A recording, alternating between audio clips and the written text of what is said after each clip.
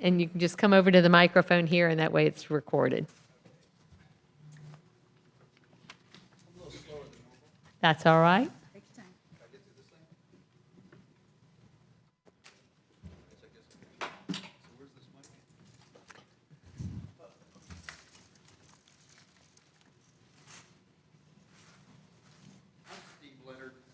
And I live in North Raleigh. Wait till you get to the mic. And I must say that Wait just a Raleigh's- second, because these will actually be available for the public to view, so that's why we want to have everything captured. Okay. My name is Steve Leonard. Good evening. And I must say, I would like to open that Raleigh is one of the best cities to cycle in. I'm a cyclist, and I've been to a lot of cities all over the country. Raleigh's one of the better ones. Y'all do a good job. Greenways, marking the roads. Good job. But there is a problem in Paradise. The Greenway, as you know, have these yellow bollards that keep cars from getting on them. They're always down. And I hit one. And I've been out weeks out of work, 2 days in a hospital, broken femur, because the bollards are down. Why? They're always down. They should be up. If they're not up, they're useless. Take them out, because they're a hazard. And I'm not the only one. I don't know how many thousands it's going to cost me, but, you know, what's the purpose of the bollard?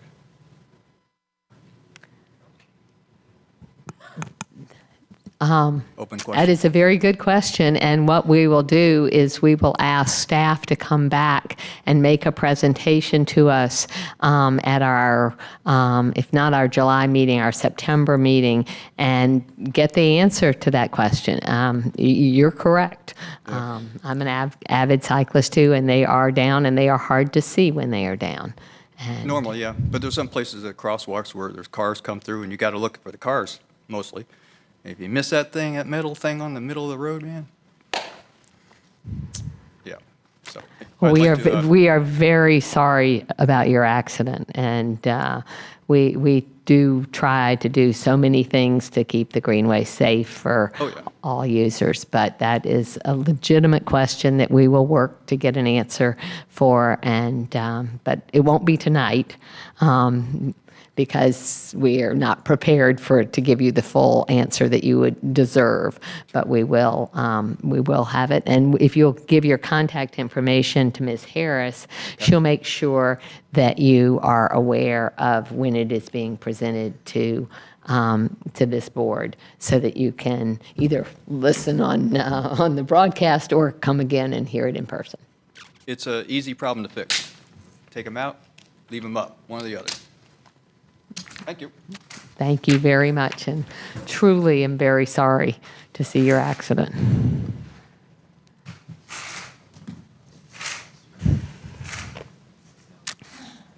Could you tell us where it was, where it happened? That might be helpful. Right behind Crabtree Mall, there's that little road coming out from the parking deck. It goes over the Crabtree, and there's bushes there coming from the direction from McDonald's out towards Edwards Mill. So you look into the bushes, see the cars, which always stop at the road and cross your parkway, the Greenway. So your eyes are on that, not on the metal in the middle of the freaking Okay. Greenway. So Go ahead. that's where it was. All right. Thank you very much. Yes, ma'am. All right. Well, on the subject of Greenways, our next agenda item is Crabtree Boulevard, and where there's a cycle track and a bike lane adjacent to the Crabtree Creek Greenway, and there is an opportunity for a partnership that Mr. Bowers is going to share with us.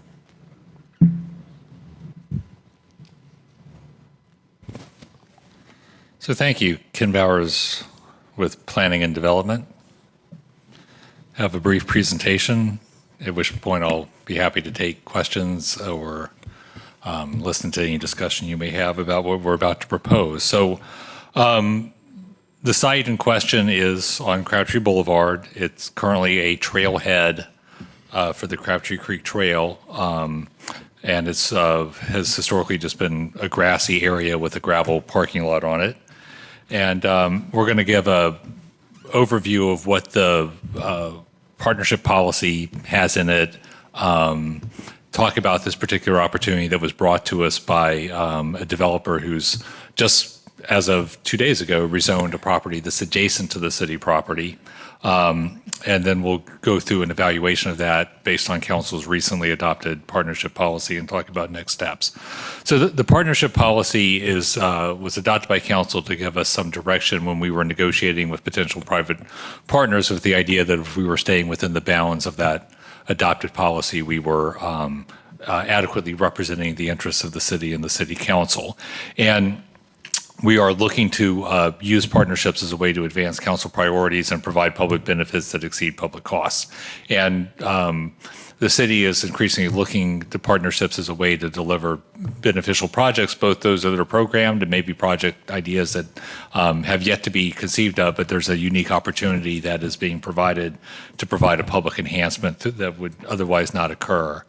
And the literature on public-private partnerships kind of divides them into three categories. One is to develop some sort of public infrastructure. That might be a new street connection, it might be a greenway connection, it might be, but it's something that's going to be available to the public that can be delivered in conjunction with the development project. So, for example, downtown South might build some improvements or rerouting of the Walnut Creek Trail as a partnership. The type 3 is, when you're trying to redevelop a specific area, and so like Moore Square, where the city has RFP'd out property and is currently negotiating with a developer, actually the same development entity, to realize a redevelopment plan for the east side of Moore Square is an example of that. We're here in 2, which is to take an underutilized city asset and convert it to public benefit by finding a private partner who can make use of that asset and deliver a public benefit at the same time. So when a partnership is brought forward, we go through a process. The council was very interested in hearing from appointed boards and commissions when it fell within their purview. This impacting park property and greenway property specifically is clearly within the very purview of this advisory board. So we are here before this gets presented to city council to get your feedback and input on it. So we're in sort of this evaluation phase. Once we clear the evaluation phase, we develop some initial terms. We go to council, say, are these terms acceptable to you? Or if they are, then we would proceed to actually negotiating an agreement, which would involve whatever the relevant legal documents are.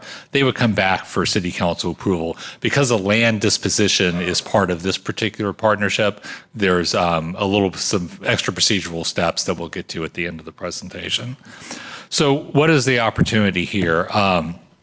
So Loden Development has acquired a site at the corner of Timber Drive and Crabtree Boulevard. They are going to do a multifamily project on that site. And they just rezoned the site to facilitate that with the council approval at their meeting 2 days ago on the 18th. They could make a more efficient layout and more efficient use of the land if they had a little bit more land. So they looked to their neighboring landowner, which was the city, and began some discussions. Would we be willing to part with some of this property? And our position was, well, we don't want to see buildings brought closer to the floodplain than would otherwise be the case. And we feel like the benefits have to be consistent with the fact that it would be parkland that would be traded in return for those benefits. So we'd like to see park improvements and we'd like to see environmental improvements. And so the negotiations and conversations that have occurred between Loden and staff to date have centered on those things. So the Loden development site is a little under 2 acres. That land was purchased for a little under $2 million an acre, and based on development yield, that's around $25,000 per developable unit. And they have recently zoned it from OX4 to OX7 with an urban limited frontage, which mandates that their buildings sort of be built fronting the sidewalk. The city-owned site adjacent to that is 8.7 acres, has a lower assessed value. It's zoned R6. And there's a lot of floodplain coverage on it, but the piece of property in question is one of the only upland portions of the property. But if you're familiar with this part of Crabtree Boulevard, it's pretty flat, and so there's not much grade change here across the entire property. And as I said, there's a trailhead here, but it's a gravel parking lot. None of the spaces are delineated. There's been a long-term sort of storage use for Raleigh water that I think eventually will need to be relocated. And other than that, there hasn't been many other uses of the site. It's mostly been grass with a single tree and an old stormwater grate, although more recently a very nice set of wildflowers was planted on the back part of the property. The property in question that would be transferred is about 1/3 of an acre, and we're currently working on the appraised value. As I'll get to, under North Carolina law for this type of property, we have to recover compensation for the property at its appraised value. The city is not empowered to dispose of land for less than its appraised value, except for a few legally recognized public benefits such as low-income housing and historic preservation. So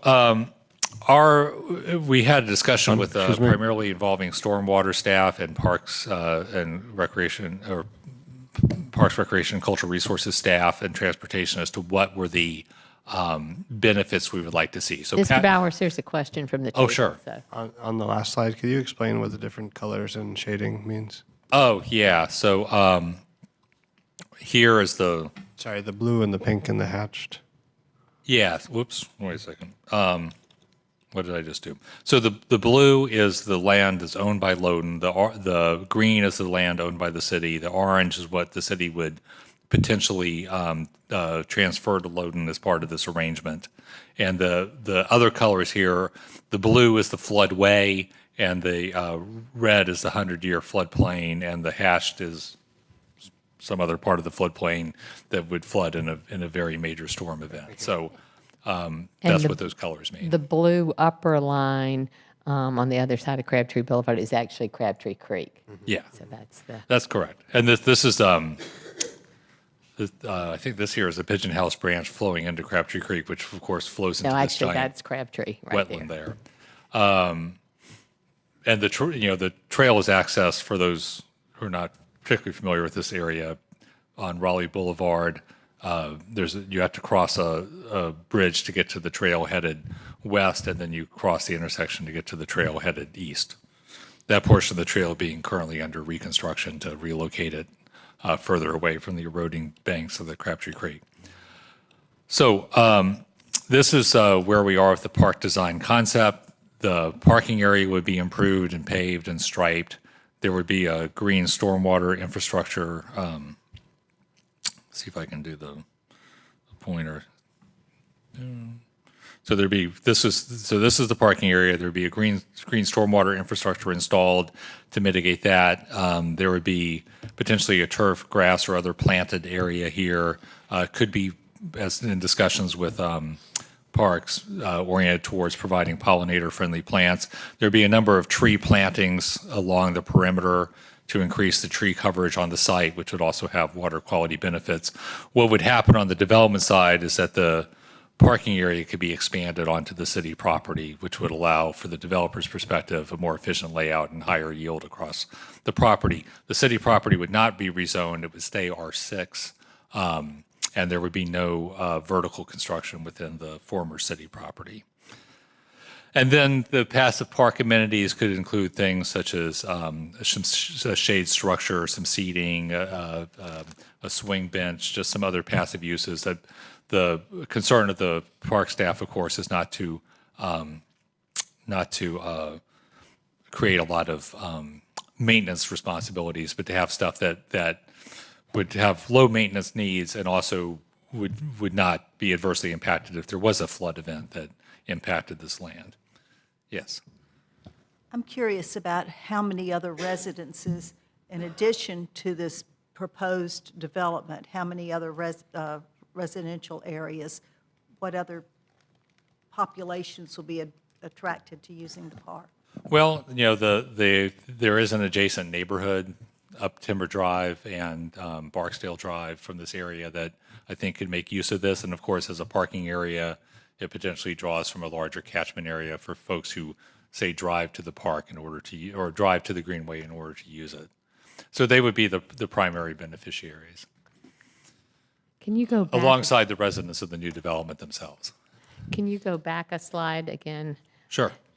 Is that yellow at the bottom, is that creating a paved path over to, because we're calling where the parking lot is a trailhead, but it's actually not the trailhead at all. It's further on the other side of Raleigh Boulevard. And so will this provide more direct access? Yeah, it does get you down to the intersection. So there is an existing crosswalk right here. And the trail does not line up with that particular mid-block crosswalk. But that mid-block crosswalk doesn't really get you to the trail any faster. It just gets you to the sidewalk on the north side instead of the south side. So this trail would get you, this paved area would get you down close to the intersection, and then of course you could cross here or there to access the Crabtree Creek Trail. So it does provide you, I think, a nicer, more amenitized connection into the trail system than the current city sidewalk does. The sidewalk, of course, would continue to exist, as would the bike facilities on Crabtree Boulevard. Yeah. So we have 3 tests you got to clear to be considered for a partnership project that are set forth in the policy. One is just a basic eligibility test. Are you advancing adopted policies of the city? The second is a partnership a better way of delivering the outcome than, say, a more traditional procurement process where the city would bid a project? In this case, there were no plans to do a project here until this brought here, but we all recognized there was an opportunity to improve an existing piece of city property by introducing amenities to it. Given that could be delivered at no cost to the city other than the opportunity cost of the land that would be transferred, that seemed like something that was appropriate and was not going to be delivered by any other mechanism. And then fairness are the terms of the deal fair to the city? So there are 12 eligibility criteria. And you got to get at least 20 points. You get 20 points if the project's already in the CIP or it's already identified in an area plan. In this case, this project did not exist in the CIP or in an area plan, but it does support active transportation, improves multimodal access to a public amenity, supports community climate action goals, unlocks value from an underutilized city asset, and mitigates stormwater, improves water quality by introducing green infrastructure. So we felt like it scored well enough on these categories that it clears the hurdle, even though it had not been a previously identified project. For appropriateness, we need the legal authority. We believe that this will be probably executed through two vehicles, a development agreement and which is provided for in the state statutes, and our ability to sell land through private negotiation, which is an authority that's in the city charter.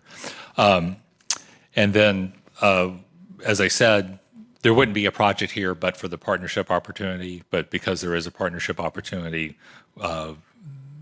that's the most appropriate way to deliver the project. And then in terms of the fairness, we are still working on the numbers. We have an appraisal ordered for the third of an acre that the city would be transferred. That appraisal is valuing the property under its current R6 zoning. And what we intend to do is then get estimates from our partner as to the capital cost of the improvements once we've negotiated the exact form of those improvements. So the concept plan I've shown you may change a little bit and get tweaked. The idea, though, is that there's no city money in the project other than the disposition of the land. And so we'll be looking at the capital value of the improvements and making sure that they're at least as high as the value of the land, if not higher. So, when you look at a cost benefit from a budgetary standpoint, there is no cost to the city here. There is benefits. The cost is what else could you have done with the land? And I think that's a little bit difficult to assess because, again, the city had no plans to do anything with this particular piece of property other than to continue to use it as it's currently used. So it's not clear that there's a significant downside to surrendering a small amount of the acreage here in return for these improvements. So at the staff level, we believe that this is potentially beneficial, and any partnership has to deliver benefits to both parties, otherwise there's no basis for a deal. Obviously, the developer is getting some additional property, they're getting more yield out of their development, and their development will be next to an improved park amenity as opposed to just a grassy field with a gravel lot. So those are substantial benefits, but the city is also getting substantial benefits, and so it seems like there is a happy marriage of interest here, where both of our interests could be aligned. So what are the next steps to do this? So as I said, on June 18th, there was this city council vote. We now know the response. We now know the result of that, which we didn't when we uploaded this presentation. The response was that they approved it. We're here today for your feedback on this as to whether, and that'll help inform a decision as to whether to advance this to the next step. The next step would be present these same terms to the city council. I think by July 2nd, we would have the appraisal results in hand and probably have a little more specificity on the numbers. We would then get more specific plans for Loden to come in.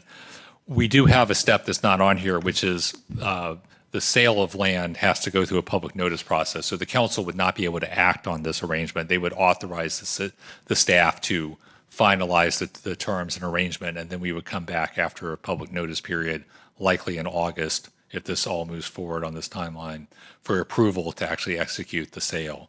I think the developer, and there is a representative from Loden Properties here to speak if you have any questions for them specifically, would be to be in a position to have development approvals in place and pull permits and start construction in March of 2025 and then deliver the project in 2026, which would include everything. And I just want to stress again, our development partner would be building the improvements on our behalf. There would be no staff overhead for construction management. So then they would probably be built alongside the development projects, so they would all be done at the same time. And with that, I'm happy to take any further questions.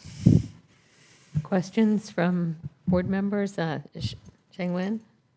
Yes, sure. I have a question. So for the sale portion of the property, will Yeah. that stay as a separate property compared to what Loden have developed now? What would likely happen is we would subdivide off the lot through a subdivision, and prior to sale, once they acquired it, they may file what's known as a recombination plat to combine that property with the remainder. So there would be a new parcel that would incorporate the. They don't have to do that, but they might do it because having it as one parcel might ease some of the development issues, because then you don't have site elements crossing property lines or parcel lines. I see. And that will change the zoning to match another. No, the zoning line is going to stay where it is. Okay. And we do not anticipate a further zoning action because there's no vertical structure going on the city property. There's no need to change the zoning. It is okay under the city's development code for the parking to spill into R6 as long as it's serving a use which is permitted in R6, and since residential is permitted, the parking does not need a rezoning. Got it. Thank you. Okay. Doug? The intersection there at Crabtree and Raleigh Boulevard is a particularly doubtful one sometimes when you arrive there. Yeah. There's a lot of stuff that needs to be done by the bridge connection to the other part of Crabtree Creek. But simplifying it through this project here might add some safety to the circumstances. If that little yellow path that was described were at the level of a greenway, I don't want to get too much in the weeds here, but that could at least be an alternative to the pathway along the road if it went past the property owners, through the property owner's property to Timber, I believe it's Timber Drive, and made a connection there. That's just one idea, but what I'm trying to say here is, could we have a look at that connection at Raleigh Boulevard to see if that's a good way to finally decide how people are supposed to get across the street? Because as you come out of Crabtree coming east, you can go right and then cross, or you can go straight across and cross. I don't know which is the safer way, but it seems like it'd be better to have one that we concentrate on. Doug, I believe Lisa's here, but we are looking at that area. Beverly raised that probably 18 months ago or 2 years ago, and we have an engineering firm studying that that area. So it's a great point. Maybe Yeah. there could be a look at that as part of your whole picture you're drawing here I think for us. we do need to look at it. I have two reservations about incorporating it into this arrangement. One is cost. So that we already think that the improvements on the city property are going to get us to the land value, and adding additional transportation improvements on that would shift the cost balance on the developer side, maybe far in excess of the value of the land they were getting. We're happy to continue this conversation as part of our negotiations, and the plan isn't 100% finalized. The other thing is that from an authority standpoint to reimburse for improvements in the right of way, it can't be done through the development agreement. It would have to be done through a different legal mechanism, and we would have to investigate that. I think it would have to. I'm not sure. We'd have to consult, I think, with the city attorney's office as to whether those types of improvements could be bundled into this particular arrangement. Yeah, I don't think we want to create a greenway going through a parking lot of a development. I think there's a cycle track, there is a dedicated cycle lane along Crabtree Boulevard, but I think that what Mr. Johnson is referring to is the complexity of the crossing at where you come in from the swamp and you get over to the other side, which I'm thrilled to hear we have engineering folks working on how to improve that. It'll improve it for the people who live in this building. It'll improve it for the people who park in this parking lot. It will improve it for the entire city because it is a very dangerous intersection right there now. Right. So, other questions that board members have? So normally, or in past presentations on a park, we see like the 5-minute and the 10-minute walk evaluation. Is there going to be something like that for this to show who will be served by it besides the development? Well, I'm being a newbie here at the Parks Board. I have shown up unprepared. I do not have that analysis for you. We could provide it for you and show you what was within walking distance. I would say, just from my knowledge of the area, it's mostly public land north of here because of the extensive floodplain and the Greenway system. South of there is the neighborhood, which is Sherwood Forest and Belvedere Park, I think. We do that analysis when we launch master plans, but we do have a model in which we could forward you a link to. Yeah, and there are a number of single-family neighborhoods. This area is served by Powell Elementary. There's the Woodcrest neighborhood, which is up off of Woodcrest, Timber thank you. Drive. There is Affordable the housing current up the road. detour when you can't get through the construction, where they're redoing the Crabtree Creek Greenway, sends you up. I can't think of the names of the streets, but Barksdale and one that begins with an R. Anyway, it's an area that does not, other than the Powell Drive playground, and there is a playground right on the other part of Crabtree Boulevard that's not connected, a very small playground. There's not a lot of park amenity in this area other than the Greenway, which is, of course, our largest park. Thank you. One other question. Sure. More from the public safety side, how is the parks and the development going to prevent the parking lot from becoming overflow for the development? I can address that. It would be the same way we would all other locations, is once we see overnight parking, the police would go in and do a safety check. So you can't be in a park or a Greenway location overnight. The police would pull in. If they see it multiple times, they'll probably ticket them, or they'll put one of the little tags that say, "We see here again." You'll probably be towed. It's a great question, though. Thank you. Yeah. Right now, it is a very underutilized parking lot. I've seen, I go by there frequently, and you see one or two cars. You really don't even want to pull. I mean, part of it looks, in fact, close to where this parcel is, it looks like, is there's this cinder block thing with construction equipment. The gravel is the stuff that's, this size that would, break your car windshield. It's a really, I've always wanted to have it paved and made attractive. I can't believe it. Highest use has served the construction of the Crabtree Sewer Project, not so much the Greenway system. It was a big mobilization site for the big construction project along Crabtree Greenway. So this actually just came out of nowhere and is kind of a bit of a blessing, as the chair said. So. My daughter lives around the corner, so I know this area really well. Um, and so, all right. So, right. and I want to thank you for presenting this to us. And this board should I have, actually. I have a question. Oh, Hugh. So I don't know if I saw it correctly in the slide. So is this a rental community or they're purchasing condos, townhomes? It's, I believe it's for rent, multifamily. Yeah. And about how many units? What's our estimated total count, Ginger?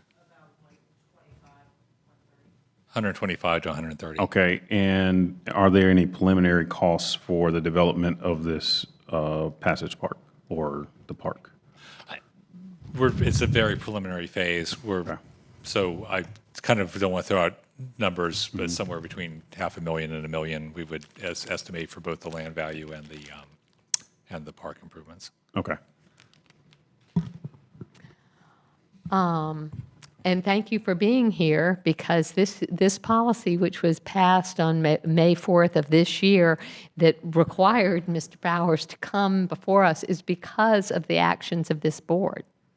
And that is why it is now part of the process on public-private partnerships, that this board gets to hear these things before the fact rather than after the fact. So thank you all for your good questions, and for Mr. Bowers for presenting this. And I guess we need a motion to approve, and I guess it would be recommendation that would show up on the Parks Board Yeah, report. it on is up next to the council. board to approve, or to say, Ken can say that it was well received, but I think it strengthens the proposal of the council that said the board was in support. I'll entertain a motion to approve. So moved. Second. All right. Motion made and seconded. All in favor, say aye.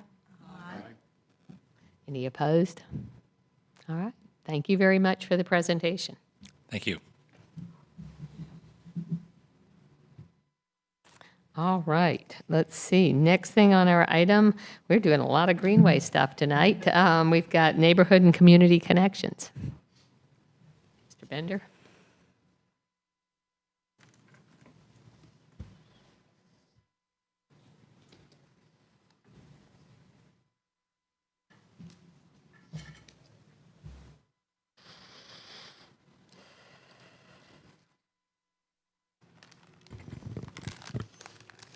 Good evening, Board. David, will you hit the clear button? It'll get rid of that arrow that won't be there for your whole presentation. Tap it with your finger. There you go. It didn't go away. Got it. Good evening. I'm David Bender, with Project Manager with Parks. And what I'm going to do is give you some results of the feasibility study that we had been working on regarding the neighborhood and community connection projects. A little bit of the background.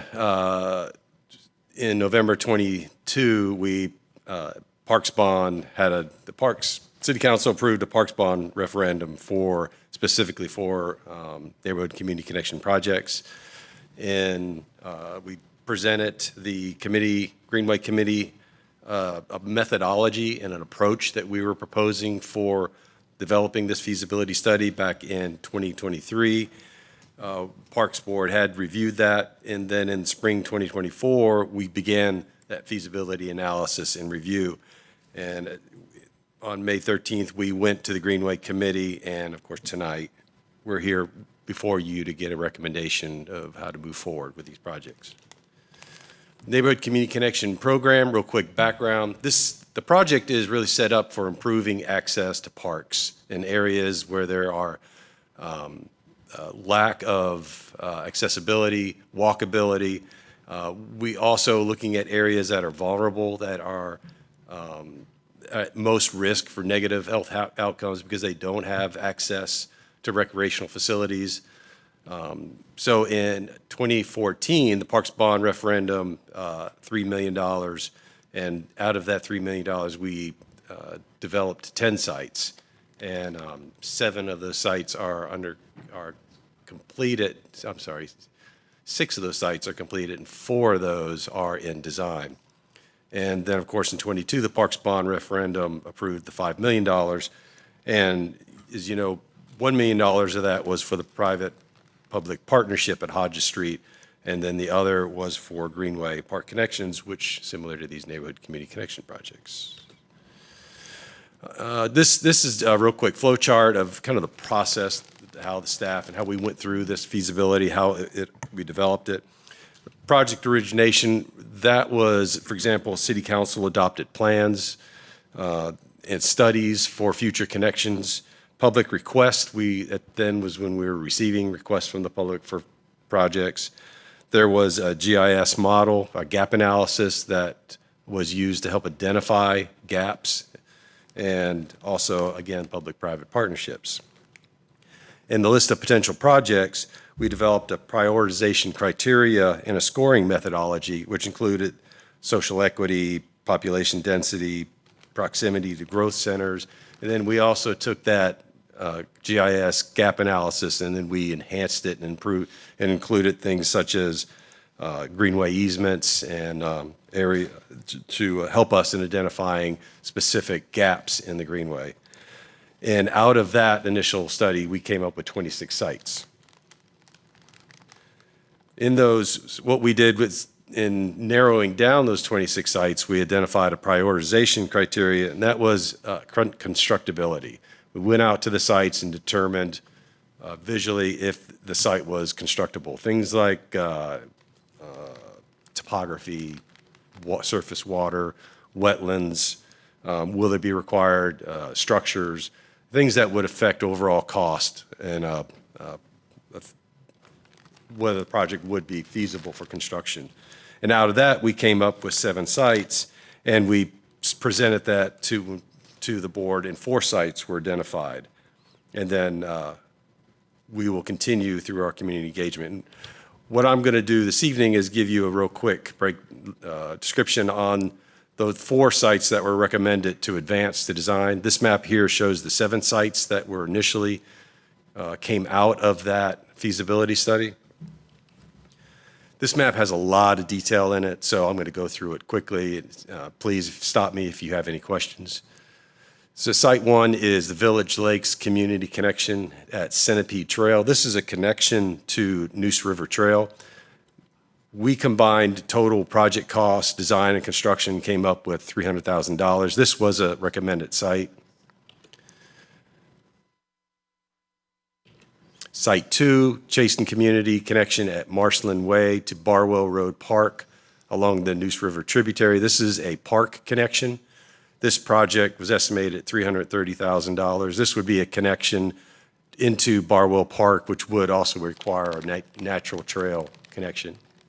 Similar to Ian's question earlier regarding the colors, can you help us know what the teal color is? Obviously, the green is greenway easement, but and the yellow, I'm guessing, is the park. But can you help us know some of the rest of that? Part of that GIS analysis is that we came up with a 10-minute walking area, and similar to your question of if that was provided, we applied that to a location, and from that location, we were to identify a number of homes, new homes that would be benefited from a new connection.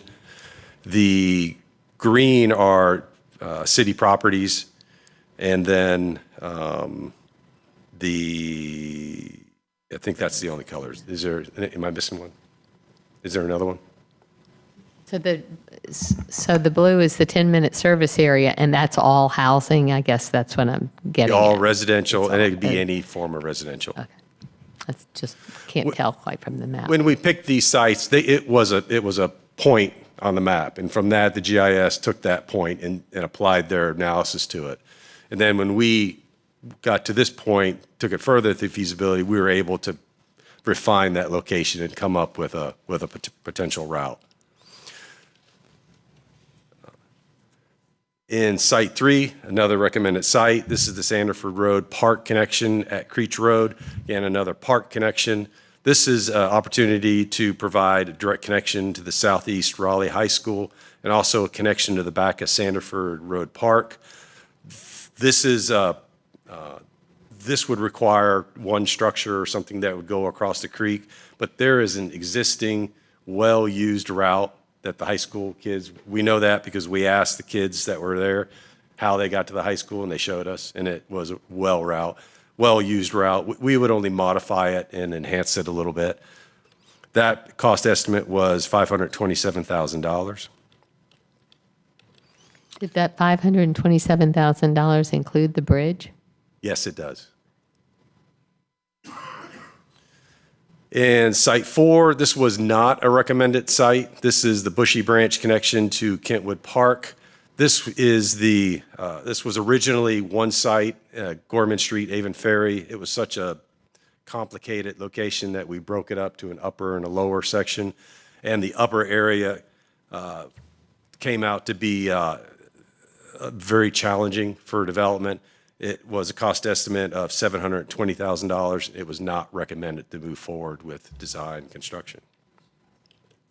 I'm happy to go through any details if you want. Just ask me and I'm happy to go through it. There's a lot of information on here. Site 4. Sorry, on Site 3, is there an existing crosswalk, like lit crosswalk for that?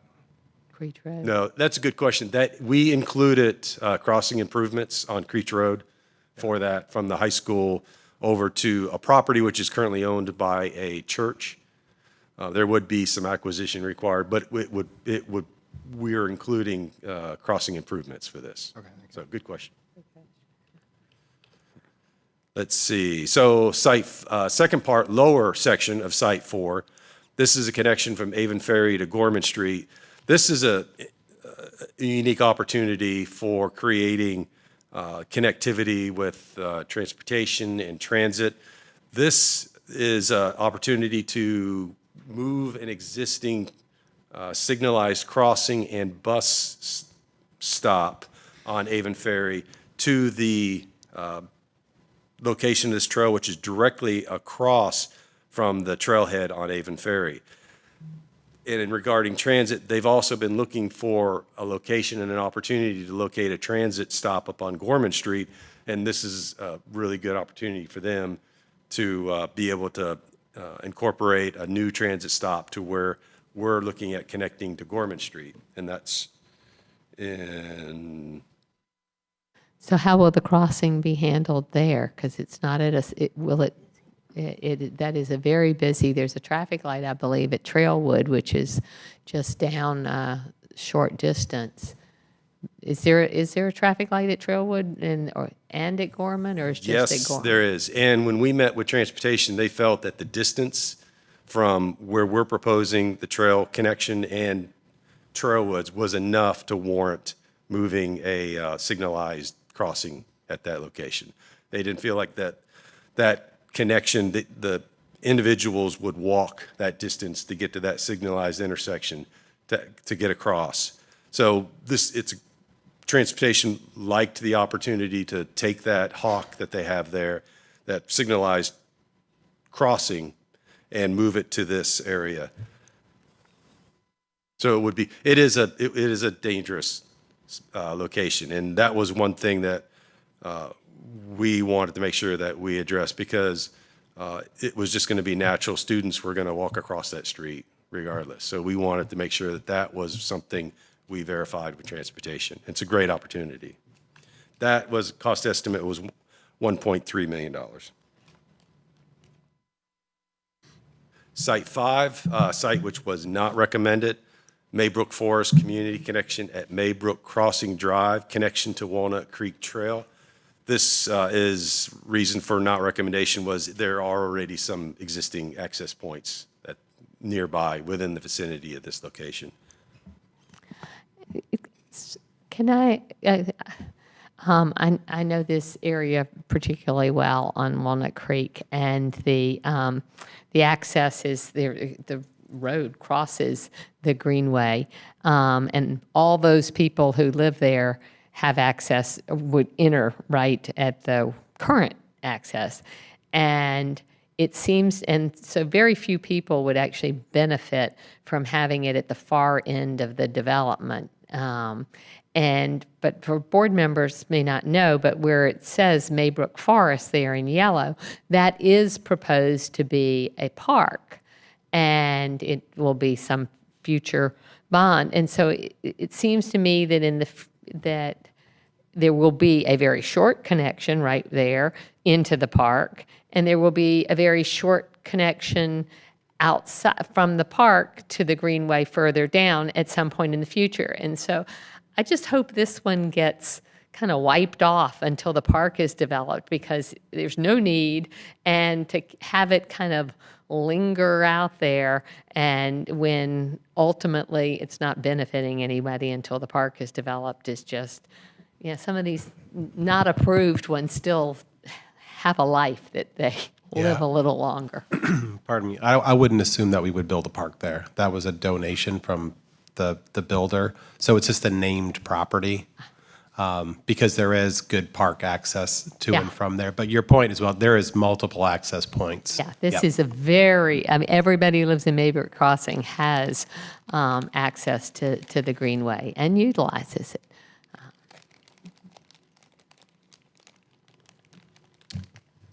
Site 6, another site which was not recommended, is the Edgewater Commons Community Connection to Neuse River Trail. This is another location that we were looking at piggybacking off of an existing development along Neuse River Greenway and New Bern Avenue. However, as we got further into this, determined that there is existing developments that are occurring in the vicinity of this, and there is potential opportunity for future connections at this location. So we felt that in addition to the challenging construction for a facility in this spot would be that it was not suitable for construction. And finally, last site that was not recommended, Walnut Ridge Community Connection to Walnut Creek Trail. This is another challenging construction. It was determined that it's because of it's a circuitous creek. It's encroaching on properties, rear properties, and the potential cost and environmental impact to creating some kind of connection in this location didn't warrant it to be constructible.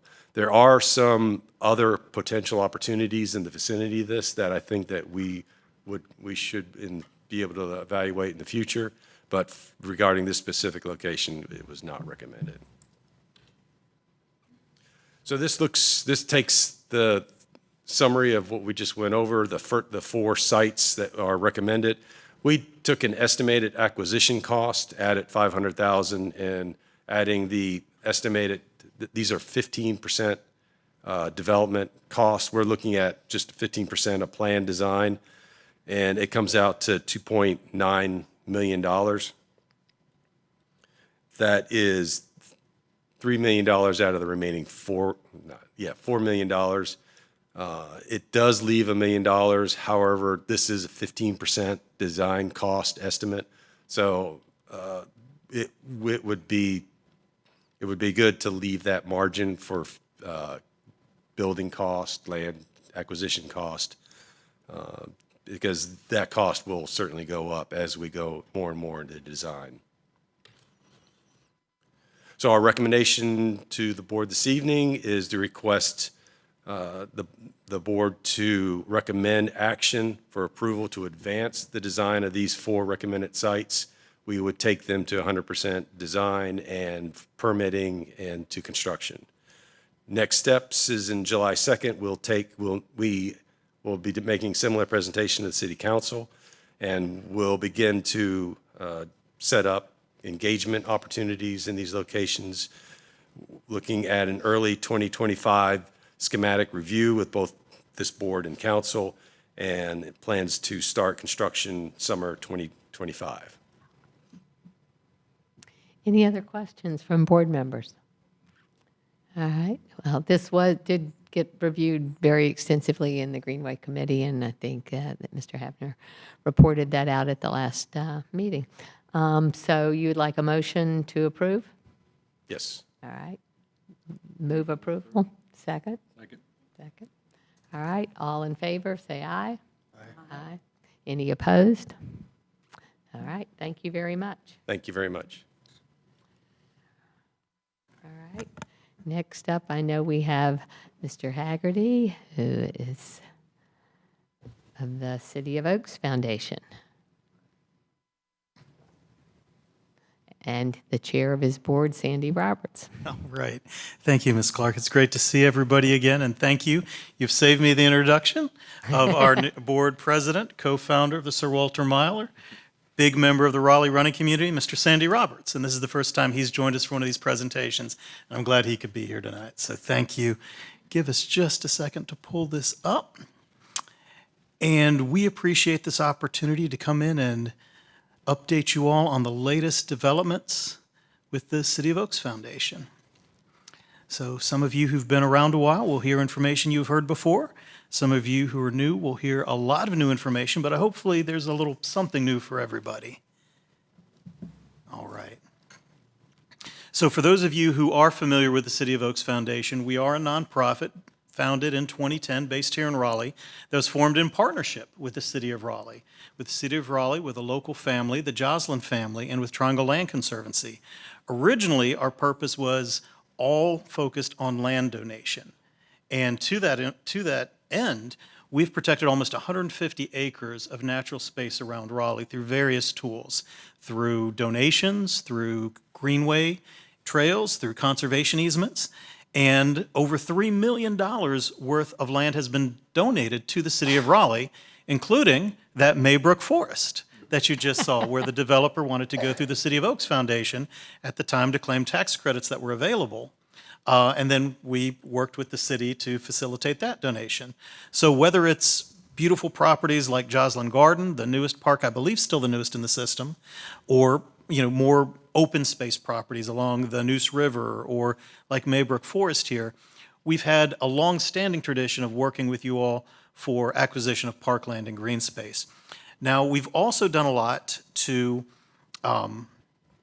provide financial aid. Summer camps, nature programs. I know Ms. Presnell Jeanette has supported some of these efforts, and we're very appreciative.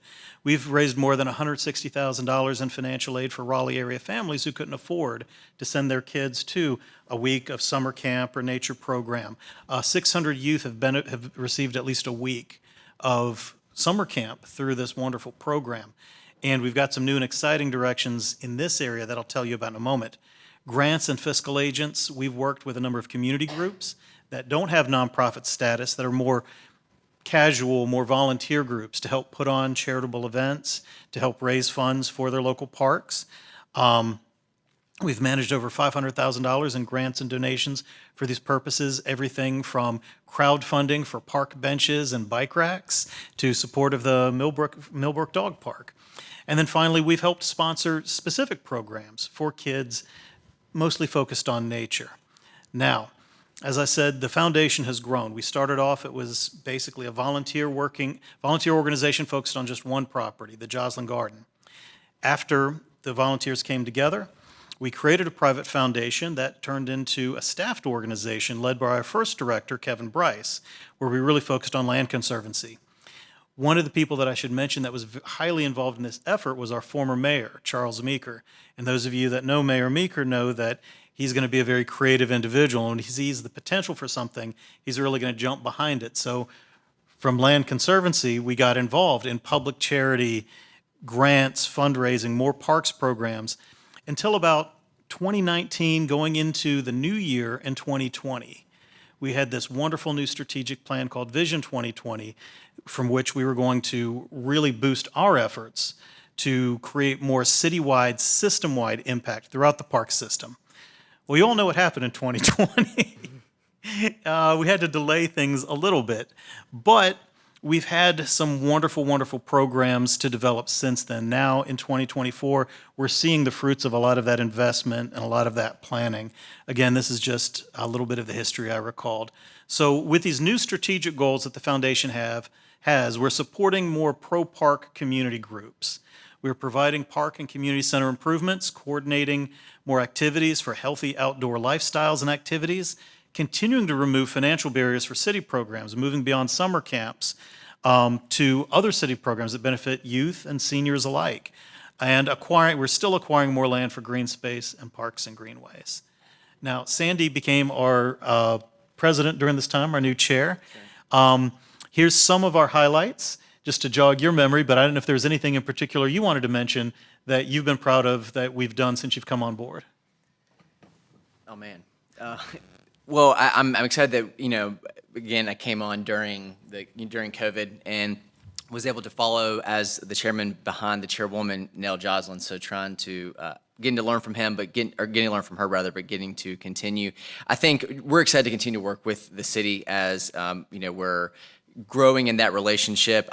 Again, some of the things you see here, I'm really excited about our Roots to STEM program, which you'll mention here in a second. You've worked a lot on that. But just, again, continuing to work alongside the city on ways to, a couple of friends groups, the Friends of Moore Square, something we'll be working on. Obviously, Roots to STEM. And, I'm excited that also, too, that we have a full board at the moment, too. So That's right. Like a lot of nonprofits under COVID, there were some struggles. Volunteers, board members, people would leave the organization, and we have to go out and recruit more and bring more fresh people into the organization. But bringing in, both longtime friends of parks with people that are new to the area or younger people coming in, we've been able to diversify our board. We have more representation from all around Raleigh. And as Sandy said, we've filled all of our vacancies. We are fully charged and ready to go. A couple of these projects, just to give you an idea, again, while Joslin Garden will always be an important part of our work, we really have looked to expand our reach system-wide throughout the park system. This has been everything from coming into community centers that maybe need a little more love, a little more attention, bringing in volunteers for refresh like we did at Roberts Park. We've been able to work with the city's volunteer program to help facilitate grants for tree planting in Southeast Raleigh. One project Ms. Harris up here was very involved in, and we appreciate her efforts with that, also up in North Raleigh. This year, this is the second year we've been involved in the Wake Senior Games, helping to coordinate that and acting as the fiscal sponsor for that, working with your great staff, headquartered out of the 5 Points Active Adult Center, but also working with the town of Cary, town of Garner, and other Wake municipalities. Acquiring property rights for future Greenway construction. Earlier this year, we acquired property rights just north of 440 in a very strategic location, so that should an opportunity come along where the city wants to extend the capital area Greenway Trail across 440, we'll have access points for you.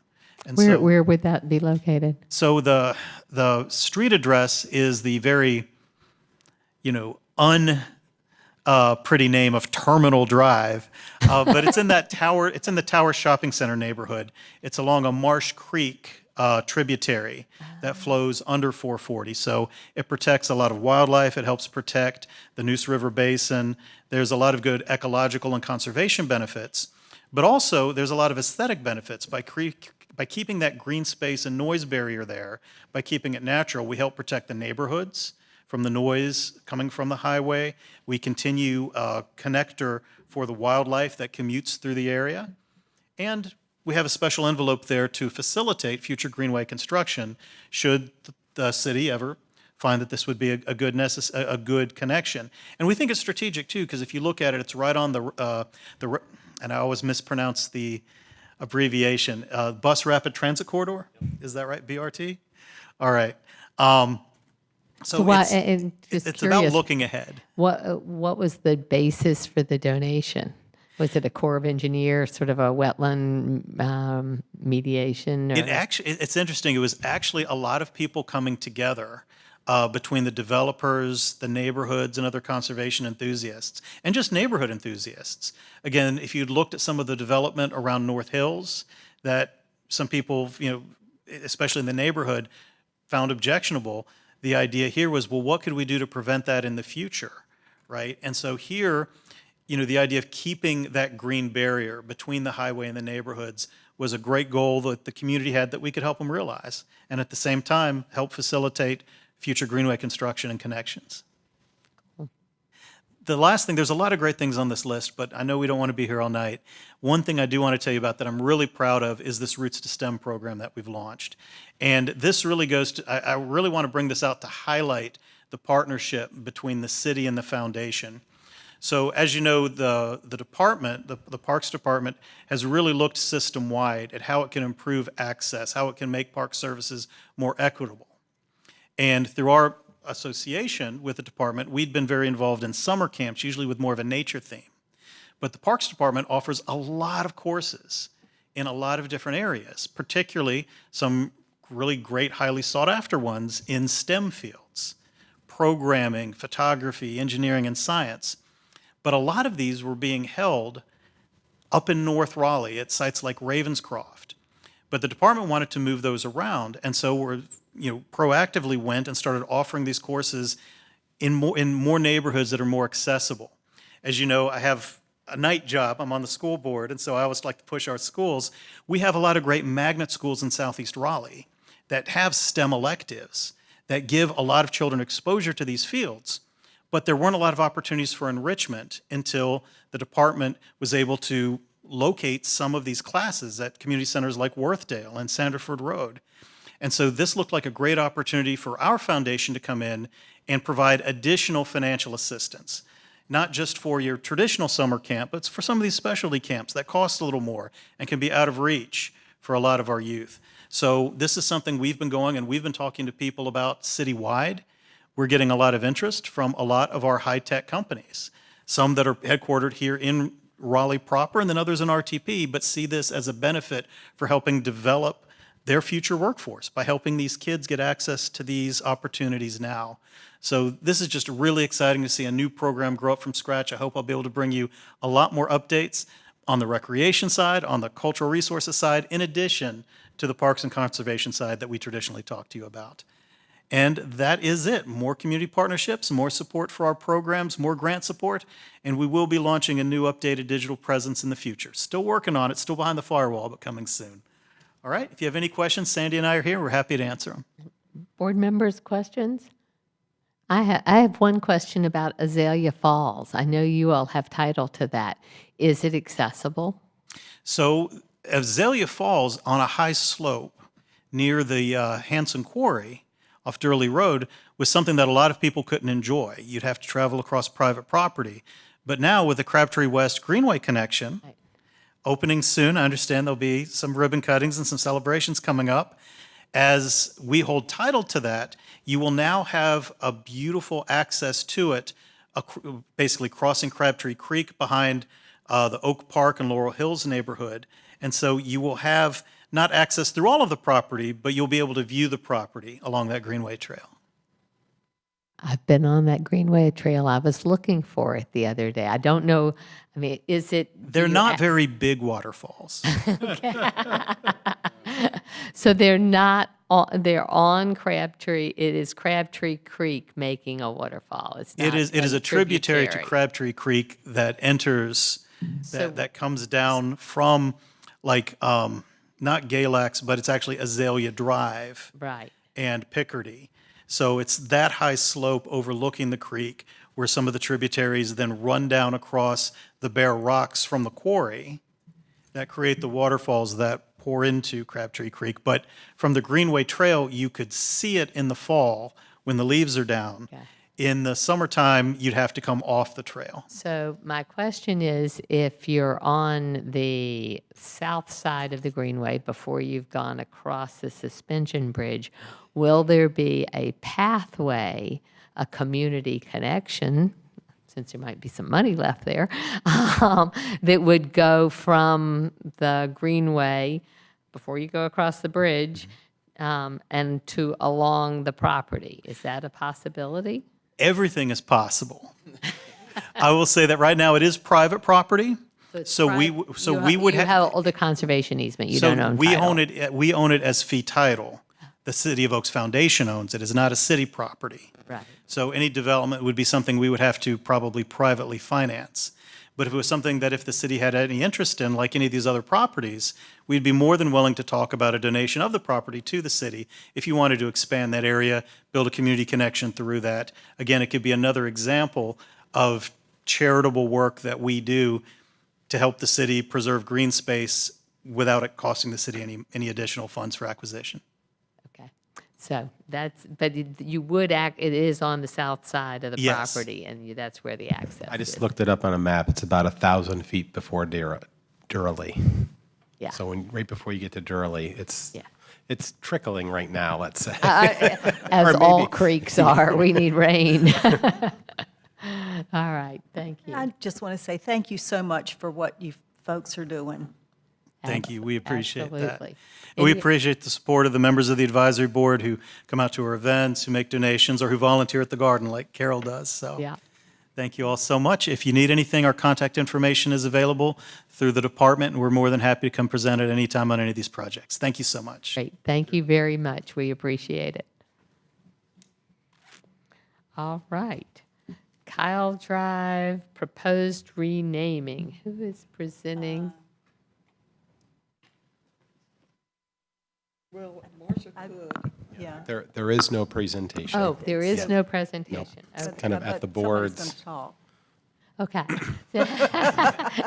So, Ms. Presnell-Jenrette has some thoughts to share on the Kyle Drive Wetland Park renaming. Yes. The name Kyle Drive Park sounds so close to Powell Drive Park. I feel like that those names could be a headache for staff, more than the public visiting the parks, because they know where they're going to go. But if staff is needing to communicate verbally, they sound like there's an accident, there's a this or a that at Powell Drive. It could easily sound like Kyle Drive. So I'm just concerned about that name, and brought it up with Emma Lyles. And a few of us met over lunch and talked about other names. And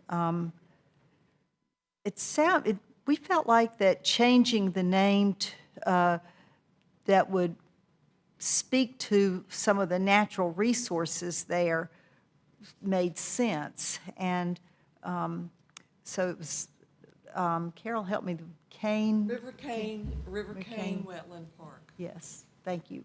That was the name that we thought would be a good name to consider. And partly it gives because that park's going to have an edible Food forest. food forest, part of it. We felt like that would make sense. Not that the cane can be eaten, but it was definitely necessary product for making baskets with the first people that lived along that land. Okay. So this is something that staff presented to us at the last meeting and had several names, and I believe they had gotten community input, and so I think the board at that time voted to go with Kyle Drive Wetland Park. And I don't think it was unanimous. I'm trying to recollect. And I'm not sure I know the process here. I would be interested in thoughts from other board members that are interested in this. If there's a strong feeling, we can bring it up and re-vote on it. But it is the will of the board, and I'm going to ask Ms. Harris to speak to it first, and then you have something? Oh, Yeah. You were about to say something else. If a name is recommended, like Marcia just recommended, this item would be held for an additional month to get public input from the community for the same process, but it's just an additional month. So you wouldn't actually vote for it in July. It would actually come back in September. Okey-doke. Questions and comments from other board members? Not necessarily a question, but I think at the last meeting, we voted yes, contingent upon researching who Kyle was, and I did some research. I don't know if staff did Yeah, better. we have found nothing. We went for DOT and our historic district commissions and our historic museums. So Yeah, It turns out that Kyle is the name of somebody's daughter. yeah, that was by the age of the development. It was probably named after the developer or the family. I'm kind of in a quandary. I think that I voted against it, and I think technically that when according to Robert's Rules of Order, only people who voted with the majority can bring something up. I didn't do my Roberts homework, and. I was the other person that voted against it with you, 'cause Well, I also voted, I mean- because there was no other option given. Everybody wanted that one, so. But I mean, just because I don't like something doesn't mean I get Right. The other thing is that there are there was a very small number of people who participated in the survey. Yeah. And that raises questions about the validity. And I think as a courtesy, whether this is procedural or not, or even if this is a little bit quirky, we might want to take it back to the community advisory group. Well, and I was going to specifically ask that question. You have served on that very actively. Yes. And so did the community, and I don't know the answer to this question, but was the survey just an online survey, or was this a reflection? I don't know. I did not participate in it. It was for the other members. Joshine, would you please help us know? Because if I do like the idea of it going to the community advisory group. I think they are the ones with the most skin in the game, so. Yes, and I was fortunate enough to have followed the CAG, almost every single CAG meeting. I might have missed one, and my recollection was that the CAG members came up with a list of names. And those are the names we put out to the survey. And also we have an open comment box saying, what else do you like?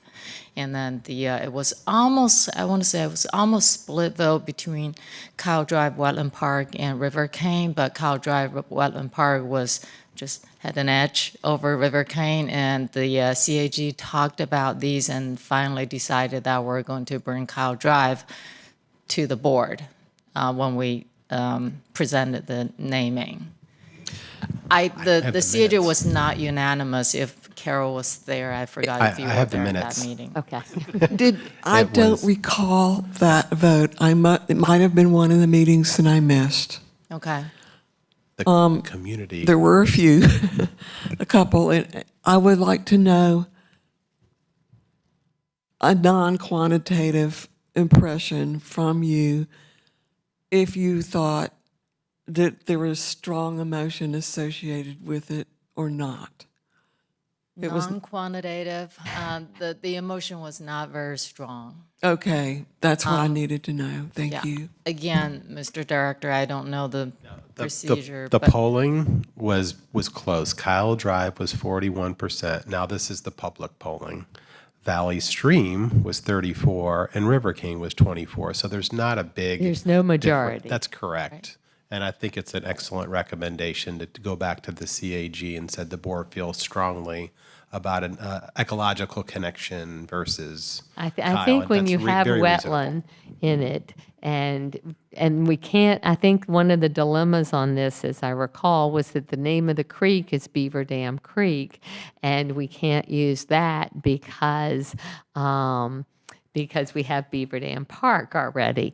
And there are many creeks in Wake County named Beaver Dam and Richland. Those are two popular names, and anyway, and they don't flow into each other. Because typically we would name a wetland park for the creek that is the thing. So, with the permission of the board, we will take it back to the community engagement, to the community advisory group, and have them discuss it further. And maybe we only give them 2 choices instead of 3, and that way we have some recommendation that has 50%.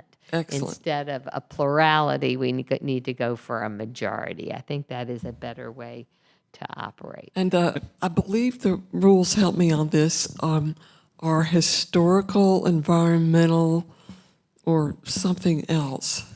Natural feature. Natural features or Natural feature. geography. That's why a lot of our parks are named after the streets, is for geography. And the others are usually ecological. So. Thank you. I was just going to say, can we be clear when we send this back to them that we're not actually rejecting the name that they chose? And they can just pick 2? Yeah. Unless we do reject it. No, I think we didn't, and I think that's a very fair point. And I think we'll take it back to the CAG and with only 2 names and see which one has the majority. And then we're dealing with a little bit more clarity than 40, 30, 20 kind of percentages that leave us with ambiguity. So thank you for bringing this back up, and we shall see what happens, and we will be happy with whatever they come back with. So does somebody that voted for it have to recommend this? Is that the rule? It's. I'm Based trying on to think. Roberts, that is a proper recommendation. I think that is the May I way. make it? No, if you it has to be somebody who voted for it. I mean, I'm trying to remember. Chuck Schumer just voted with the majority on something in order to preserve his right to bring something back up. So that's, if Chuck Schumer does it, then I'm going to do it. Or do it on this meeting. Motion to send it back asking for a majority vote between 2 names. Thank you, Ian. I think that is a good, so all. Just to clarify, so we're asking them to narrow the choice down to 2, and then that'll get put to a public survey so that the public survey will have 50% will go to one of those 2 choices, right? I think if the board would like another public survey, we did not have a lot of engagement in the online survey, correct, Shawsheen? It might just be a friendly recommendation that the CAG brings you back a prioritized recommendation. I think they're the most, with the ones the most involved, and from what Agreed. I've gathered from Carol's reports of this CAG, that it's been a very active CAG with a lot of opinions, and so that has validity. They'll definitely come to action pretty soon. All right. So with Ian's motion on the table, any other discussion? Second. No, well, okay. And all in favor, say aye. Aye. Any opposed? All right. Excuse me, Mr. Director and Madam Chair, I have one question related to the schedule. Madam Chair, the next CAG meeting is July 1st, I believe, and we're going to finalize the master plan. And the master plan will be presented to the board at the July meeting. And we're currently really just finalizing the report because the name has not been nailed down. Can we just call it on the report, say Kyle Drive Park Property Master Plan? Sure. And then later, just so that we don't slow down the master plan preparation and presentation. We don't want to do that. We like fast tracking things. It's a rare opportunity in this city. Thank you. Thank you. All right, very good. Next item on the agenda is work plan review. No, So- Kyle Drive public comment period. Oh, is there, okay, sorry, I sort of thought that's what we had accomplished. But is there anyone here for public comment on Kyle Drive who doesn't sit at this table? All right, onward, on to the work plan. I'm going to ask that Mr. Havner present, and then, of course, I have a comment. I wasn't planning to read it. No, I don't think you should. Good. Just recap the process. The Work Plan Committee has presented to this group a week or so ago our recommendations. It was Chrissy and Kate and I with Beverly's close supervision. We started from last year's work plan, kind of divided into our various committees for bringing it up to this year, making some modifications, some new ideas.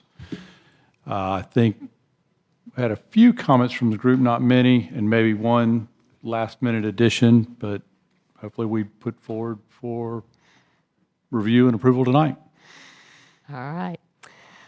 Well, I have gone over this master plan many times, but I also sit on the Bicycle Pedestrian Advisory Commission, and we have had presentations on Vision Zero and many other things, and it is really, and for some reason, because of course my phone knows everything, I think, I've started getting Instagram posts about traffic safety.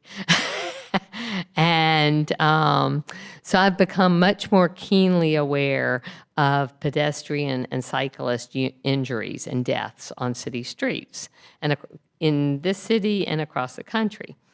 And so I've been doing some research on it, and the conventional approach to street safety is and I'm taking this from, I printed this out from the Tool Design website. They're consultants of ours on the bike plan and on sign design, and I was Googling around. And what it says is the conventional approach is to rely on engineering, education, and enforcement for safety issues. And they propose that it's time to change the way we do that, and that we need to be looking at ethics, equity, and empathy. And our transportation system kills 40,000 people a year. And as I started thinking about this and as you all know, I think about the Greenways in my sleep. And we've spent a lot of time thinking about the road connections of the where the Greenways are not on greenways, but they are on roadways. And it started to come at me from a different point of view that we don't really talk about the safety component when we dump people onto from the greenway onto a road. So from all of that thinking, I've come up with an addition to our work plan that would add a provision that says, review with parks and transportation staff those streets which also serve as greenway connections in order to study making those streets have bike lanes and green paint. And so, for instance, what's the one that Walnut Creek? It's a long street, and help me with the name. Little John, thank you. Little John has no cycle infrastructure whatsoever. So why isn't that a logical place to begin the process of studying? Should we make, where greenways and streets overlap, we're going to do, as from the Greenway Committee, we're adding some decals on sidewalks, but bicycles technically are not supposed to be on sidewalks. And so I began to think, well, and I've even researched that it's permissible under the US or UMSTD or CD, I think it's what it's called. And I've got it somewhere here. So I think that it's a novel concept that we haven't ever discussed before, but I think it's an appropriate addition for the Greenway Committee. So I propose one last addition to the work plan. For the Greenway Committee? For the Greenway Committee, to work with, to have our staff and transportation staff analyze, and there's a new bike plan coming out, and so it kind of dovetails with that effort to look at making, right now, the way we put many of you may not know how we put bike lanes in. It's a really strange process. If we're repaving a road, we put a bike lane in. It's not based on where people go or what they need to get to. It's just we're repaving the road, so there's an opportunity to put a bike lane. So that has limited us, since places like Little John aren't being newly paved, then they would not automatically get a bike lane. So that's my proposal for study. I would like safety to include not only automobile, bicycle safety, but bicycle pedestrian safety, as I am the victim of a 3-day stay in the hospital due to a bicycle hitting me.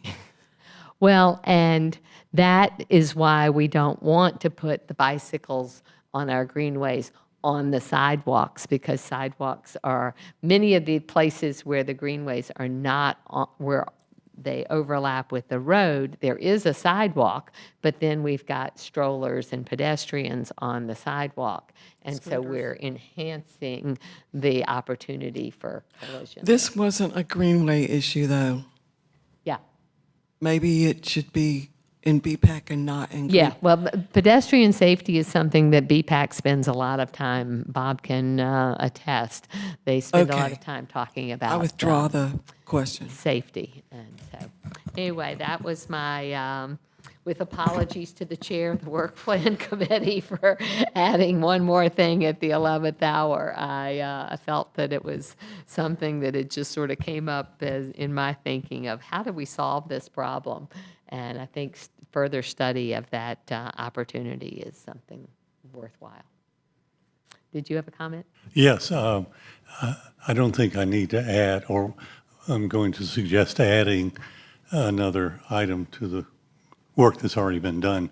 But many of you know my interest in seeing that those connecting gaps also share some sense of greenway, natural character, maybe tree planting along the streets.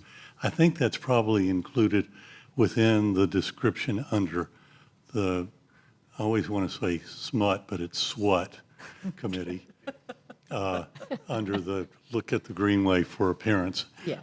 When I say appearance and beauty, I'm really talking naturalness, and that would be something that could parallel what you're talking about for the safety, but under the SWATs category already, existing category. Yeah. I like that idea. Thank you. All right, any other questions or comments? So I love that idea, but I don't think that there's space in the work plan for it. We are actually going to be on a committee that I think has a lot more power to do what you're trying to do, and I would suggest we leave it for that. What Giovanni said earlier, it's, I don't remember what it was called, but it has the power of the city and the state and a lot of the transportation departments that we would need to accomplish this. But it doesn't involve the Greenway staff at all. The bike plan. Oh, it does. Well, but it We'll, doesn't. we'll be involved like day to day with it, much more probably than you all will. But I mean, I think it's up to you all. I understand your motion. You want to elevate the need for it. Yeah, I think that, yeah, others can comment. I mean, I think there's room in the work plan for it because the Greenway Committee is already underway with a lot of the things that are under. Very honest, it will be transportation staff that will bring this analysis. So I'll have to meet with the transportation director to say our board has requested this. Because once you get to the right of way, they are the lead. We are the partner. Right.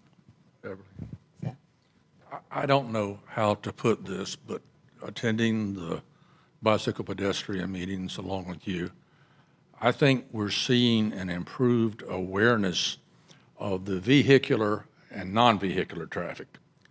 That's why we've had discussions about leading interval. Does that set the pedestrian up for a car that's not looking for pedestrians? We need, in my opinion, to seek opportunities to make both the pedestrian, non-vehicular traffic aware of the vehicles and vice versa. We have a disconnect, which is hurting people. So if we have opportunities to look at our studies and our work, we should try to find ways to improve that interaction if we can. And public safety may be a big term for it, but if we find ways we can actually do that, it would be a constructive part of our work plan. I don't know where, though. Thank you.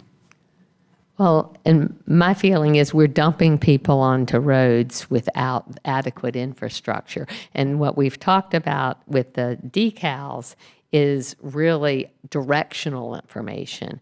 And it occurred to me, my epiphany on this was, okay, solve the directional question, but we've still got a safety issue that we haven't been, we've never even talked about in Greenway Committee. So. I've been in the Greenway Committee with most of this conversation, and I think it does dovetail with the initiative that we're pretty close to rolling out, and I can't comprehend the harm in including it, even if it parallels other committees. I think it's a good ad. Well, I don't know whether we need to vote on the ad because we haven't voted on the plan. Are there any other comments, questions, or discussion points beyond that for the work plan? Then maybe we talk about adopting that first and then the plan as a whole? That's what I was going to suggest. The best way to do it? So, yes, I think that is exactly. So I'm going to recommend that we add a provision to under the Greenway Committee to, as I stated before, review with Parks and Transportation staff those streets which also serve as Greenway connections in order to potentially mark those streets with bike lanes and green paint. All right. Second. All right. All in favor? Aye. All opposed? Okay. So now, Giovanna's worked so hard and made it such a beautiful document. I couldn't let her just rest on her laurels. If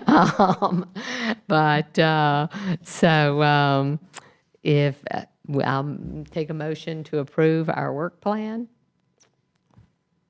Motion to approve the work plan. All right, and second. And all in favor of the work plan as amended? Aye.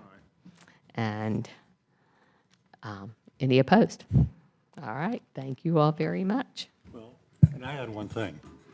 Not to the work plan, but you can make a comment. It is about the work plan. I think the way we handle this in terms of getting the 3 people that worked on it, but having a lot of communications with everyone else is the most brilliant way to do it, because I can see a process that would have gone on way beyond even what people won't tolerate me for.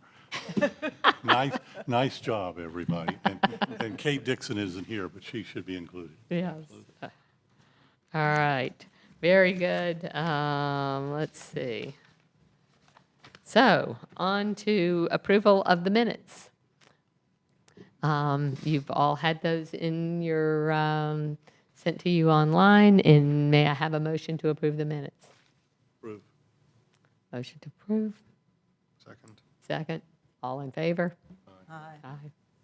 Wonderful. We've got a director's report. Yes, I will keep it short and sweet. I believe you all got a briefing on our budget. So the budget was adopted by the city council. We actually add nearly 24 full-time staff. It's the largest growth in our department's history, so 5% growth. Yeah, very impressive. Well, new green stormwater crew with the stormwater department, adding some much-needed staff to our downtown parks, which has really become an urban environment. And then with the rollout of the Gibson Play Plaza, fully staffing the Gibson Play Plaza. So very appreciative of the board and the council's support. On that same, on June 4th, the council extended the lease of the state to stay at Dix Park through 2027, and then a series of agreements. We have an agreement with the Conservancy on they will run concessions. We will lease them 2 buildings to help facilitate concessions. We are amending their lease of the Flowers Cottage, and we are terminating our lease with them for the chapel. So if you don't know, they renovated the chapel, leased it during that time period. They have since moved out, so now we are fully back in operation of the chapel. We had a great presentation, and we've had a great ongoing partnership with the Great Raleigh Cleanup. I don't know if you all are familiar with the nonprofit, but Preston is a really... We gave them a Fletcher Award. We did, that's right. Thank you, Madam Chair. Well, he now has a $500,000 contract with the city for 5 years, so approximately $95,000 a year, a small portion of which parks will help play. So a majority of the funds are coming from stormwater to help clean up our creeks and transportation to clean up our roadways. The reason why we're a small donor compared to the others is we have 11,000 volunteers that help clean up our parks. So some of these other departments don't have those resources, but we will continue to partnership with the Great Raleigh Cleanup. So kudos for our sustainability office, Megan Anderson, for facilitating that. Some really cool programs I'm going to mention is, if you haven't seen, we now have on-demand kayak and stand-up paddle boards. So if you want to go rent them, you can go online and you can actually get them instead of renting them from a person. Wake County has been doing it for a little while. Now the city of Raleigh is doing it. It's a trend across the country, getting away from doing a lot of in-person concessions. Great weekend program. The World Refugee Day was at Moore Square. We had a series of really successful events for Juneteenth this past week. A great kids ride, mountain bike ride up at Forest Ridge. And then we have an adult prom this coming month. So it's called the Holly Jolly Raleigh Prom. So it'll be a prom for adults, and it's a fundraiser to help reduce costs and barriers for our camps. We have a Raleigh... Oh, it's postponed? Oh, it was postponed. It's in the director's report, though. Sorry. Director. Oh, it just happened today. We are launching a podcast as a department. So we have 5 podcast episodes that are coming out, and the city is launching a podcast. So that will start. We'll probably combine them in the future. Go ahead. Will that be things like what we do? I've seen the YouTube videos of that are very similar to the presentations that we've gotten. So is that sort of... Yes, so they are not long form. I did one, 12 minutes. So it's a little bit like we have Ernie come in and talk about things, and Ainsley I'm giving up the list, but a lot of them are an hour long. What we did is we took 15-minute snippets of finding out like the day in the life of a parks employee. So let's see, a really great accessibility dance program at Sertoma. Ken sent me information. Our parks team, our arts team, and our specialized inclusion team partnered up at Sertoma, and we have a sensory garden, which was really cool. So if you get by there, this evening, the Dix Park Conservancy launched Attune, which is on the hillside of Dix, so please stop by. If you drive by on the way home, if you all don't know, there are lights attached to it. So when you see it at night, I saw them when they tested it, it'll be really amazing to see at night. So kudos to the Conservancy. Hopefully we'll be home before dark. I'm almost done. And we had a great celebration last week at Bailiwick, which has become a very, very popular location in our recreation division. And then something that is included in your, before I go to the Trust for Public Land summary of the focus group you did, our department was recognized as one of the best driving departments in our fleet. So we get a monthly tab, it's called GeoTab, that tells you whether people are idling, speeding. So we have sensors on everything, so we can tell what people are doing. And our rating has improved to where we're the top departments in the city for driving. And then a lot of you participated in a focus group with the Trust for Public Land. The summary of that is in your packet with some great information about what your interests are as more natural areas, more focus on connectivity, better access to information, continuing to focus on maintenance. Some things we're doing well is looking at equity more intentionally, programming events, and continuing to improve our Greenway system. So more than half the board participated, and it's some really great notes. So, and we will see these individuals. Actually, I'll see them this weekend, so at a conference. So the Trust for Public Land is doing more work on the East Coast, but they are a very big funder on the West Coast. So I hope to get them to come support some of our work here. And that is my report. So. Awesome, thank you. I shared with Marcia a YouTube video of the Vice President for Health, Howie Frumpkin, who's an old friend of mine, doctor. I have his name on my phone because hopefully he'll be in Seattle at the conference. Yeah, he lives in Seattle, and so he will be there. Tell him I send my best. We were housemates a long time ago. Anyway, very good. So, committee reports, Parks Committee, and we did get a briefing of the budget on that in that committee. So, yeah, do you want me to talk about the budget? Okay. Well, first I'll talk about the parks business that we did. As Shasheen mentioned, Emma shared a document about Kyle Drive Park. And they're basically going to try to bring this to the board in July, so next month, to City Council in August, and the schematic design in September. So that's the Kyle Drive Park project that was discussed. And then we did get a budget presentation from Helene. There is a $1.43 billion budget. That's an 11% increase over last year. As Stephen mentioned, a lot of that goes to headcount. There's a lot of full-time staff that's been added. There's also been major increases tied to compensation, merit raises, cost of living adjustments, cost of business. There's also a sunsetting of some of the federal ARPA funds that are available. We found out that the limit for spending the ARPA funds that are available to the city is December of 2026, so not next year, but the year after.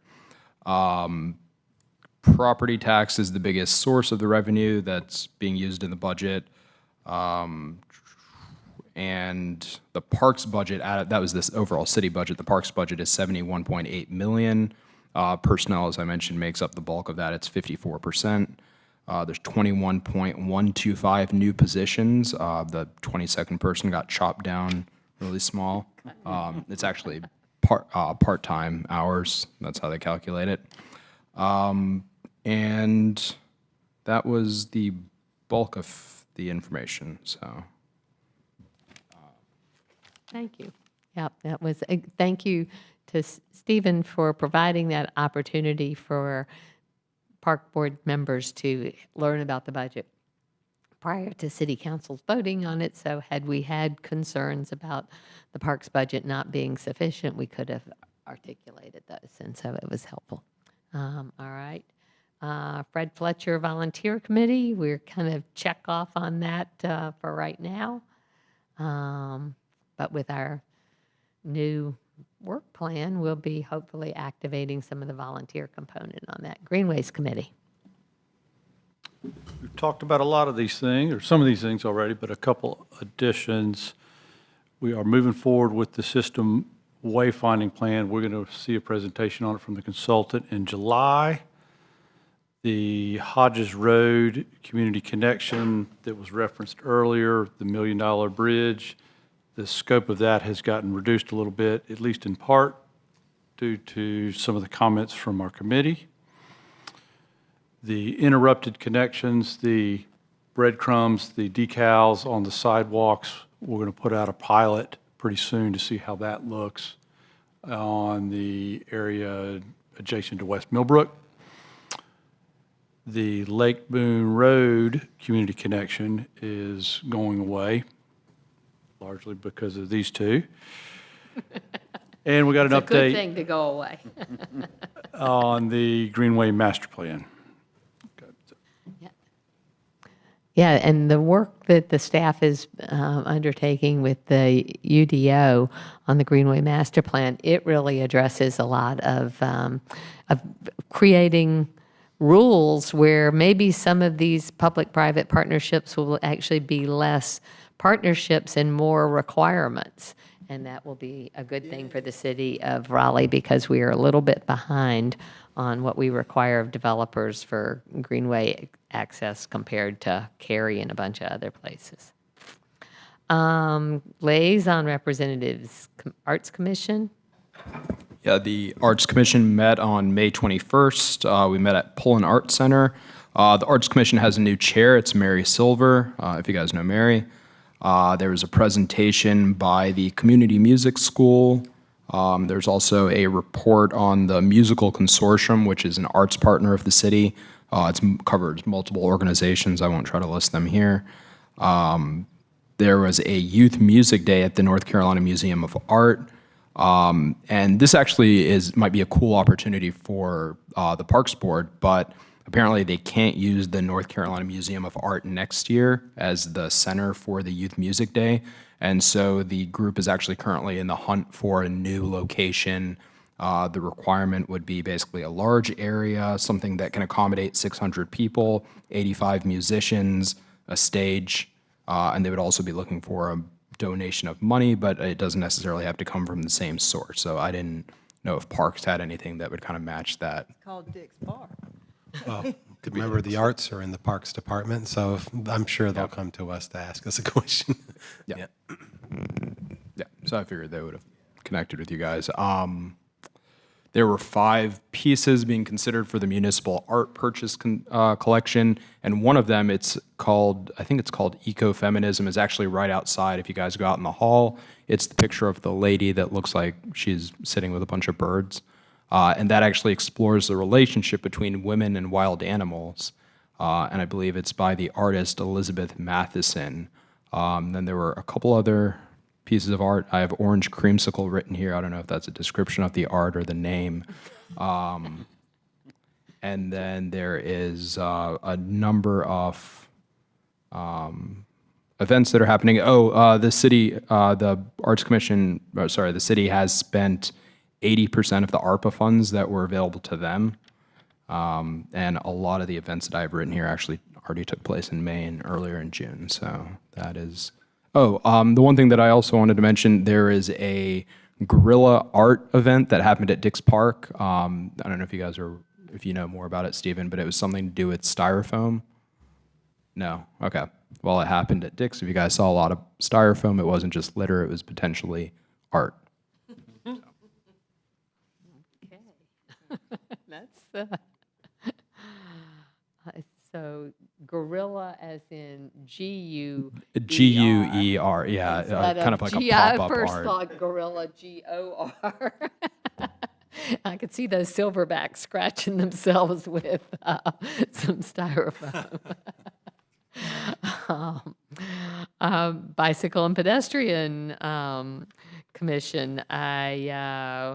So we talk a lot about safety updates, safety programs. There is a downtown mobility study, there is a survey open on that now from May 29th to June 30th. Clearly, one of the things that's missing is a downtown Greenway connection, and little bits of that are around, but not all the way. And they are working on a South State Street cycle track, which is at 30% design, a Donald Ross Road, it won't be a golf course, cycle track, but over near Raleigh Country Club, I guess. And then St. Mary's Street Bikeway. They're repaving the road, so they'll put a bike lane whether there's room or not. I did ask about the Greenway connection at Rose Lane and the replacement of the bridge, and they said that was being handled by stormwater, not transportation. So that's the BPAC report. City of Raleigh Historic Cemeteries Advisory Board. Charles is out, so no report this evening. All right. Dick's Leadership Committee, actually, I think at our May meeting, we had a report from Kate Pierce, and so I don't think there was anything, cultural interpretation plan. We had got all of that at, we were more updated than the Dick's Leadership Committee, so that was good. Historic Resources and Museum Advisory Board. We had the party at the Borden House, the second annual, so no report there. That's good. And the Parks Bond Community. I just went right past you. It's not on the list, and I'm such a, oh no, it was up here, and I skipped right over it. I apologize. I want to turn. Yes, and I was at your meeting. Go ahead. Yes, so the June meeting, this is on behalf of Kate, who's the current chair of the committee these days. June was the first of 3 meetings that the Sustainability, Wildlife, and Urban Trees Committee is looking at the city's work to protect the tree canopies in preparation for the possibility that we may be asked by City Council to develop a tree canopy master plan. And this past meeting, Ian and Beverly and Kara were there, as well as, and Kara's a regular member of that committee, and as well as the other members of the committee. Zach Maynor and Chris Crum gave an excellent presentation of the work of the Urban Forestry Division, and we asked them a lot of questions. And on June 25th, we're asking other members of the PERGAB to join us in this room for the Growth and Natural Resources Committee when it will discuss the potential for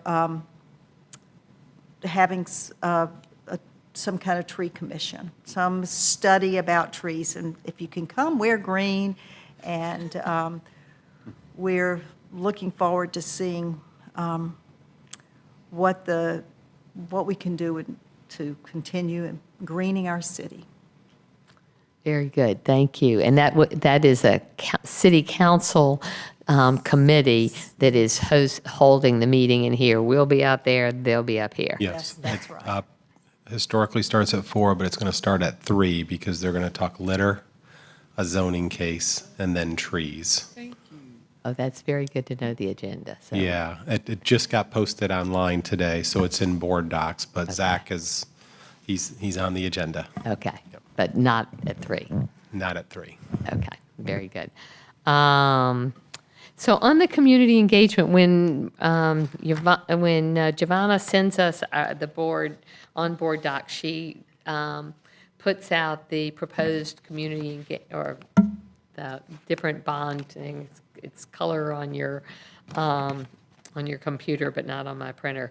And I just want to remind everybody to bookmark that information and attend those meetings to the extent you can. Some of them are wrapping up, some of them are just beginning, so it's kind of easy to kind of think, oh, well, it's not happening, but it is, and your participation is important. So that, I just wanted to remind you all of that. Sir Walter Raleigh Awards who is serving on that? I think Greg. Oh. Jangwon? Are you on that? Do you know when it is? Yes. Sorry. Sorry. Yes, we are on the meeting for the Sir Raleigh Award last week or the week before last week. And we select the awards for each category. And I'm not sure, am I okay to announce where? No. No. Okay, yeah. Yeah, But there- when is the award ceremony? September. Yes, September 25th.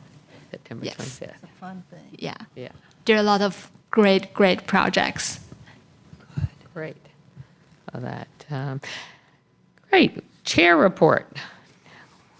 I have several things. As I said, today's summer solstice, and yesterday was Juneteenth. And we also lost, in the scheme of big picture things, lost a former member of this board and a former city council member, Eugene Weeks, who, if you didn't know Mr. Weeks, he was a teacher at Broughton for a long time. He did ROTC. He just went to a meeting and you saw Eugene there. He was always very involved in this city, and he passed away at 83.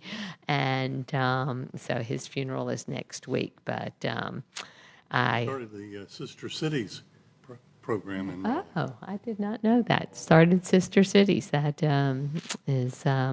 is very cool. Last week, I had grandchildren with me, and so we went to Pullen Park, and we were able to ride all of the rides.